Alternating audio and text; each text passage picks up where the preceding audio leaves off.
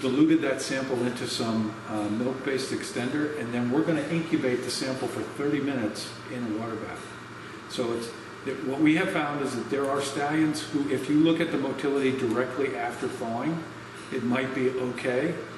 And then by 30 minutes of incubation at 37, the motility falls off drastically. Most normal stallions with good semen quality and good fertility, the motility should be maintained at least out to that 30-minute time point. So when we report progressive motility in a thawed sample from our analysis, what it means is that's the progressive motility after dilution and a 30-minute incubation at 37 degrees.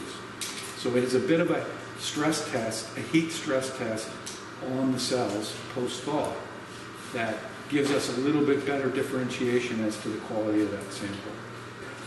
If you just take, which a lot of clinicians may do in the field, is just take a drop of semen that's left in the straw after the mare is bred, put it on a slide and look at it on a microscope. I'll show you what that looks like. So this is semen that just came out of the straw from that first sample. We know, because we counted it, that it's 235 million total sperm per milliliter.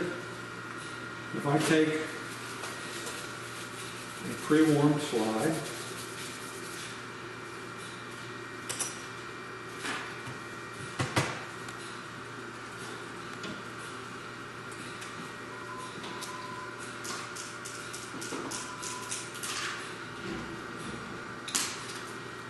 and I pipette out a drop from that slide, and I put it on the preheated stage of this microscope. I notice everything's preheated. Everything is preheated. All of the equipment that comes in contact with it, the stage of the microscope. If you look at that screen, that's what undiluted semen looks like right out of the straw for this particular sample. And the point I want to make is, regardless of what that motility is, you have no way of seeing what the motion of the individual cells is. Just looking at the sample, you can tell it's not a very good sample.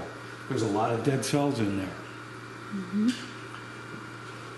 But there's no way to tell whether it's 30%, 20%, 50%, whatever, unless the sample is properly diluted to a concentration where you can see the motility of the individual motile cells.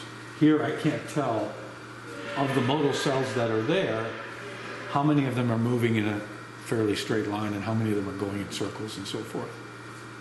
So that, I just wanted to point that out. So is there any point in checking your frozen semen post-insemination in the field, so to speak? Yeah, I think it still has some value, because what you really want to do is be able to determine whether, you know, it's all dead, or most of it's mostly dead, or it's mostly not dead.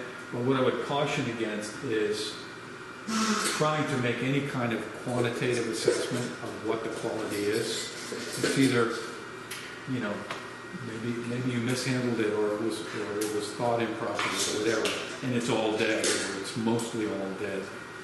Or if this was a highly motile sample, you would just see a big massive movement.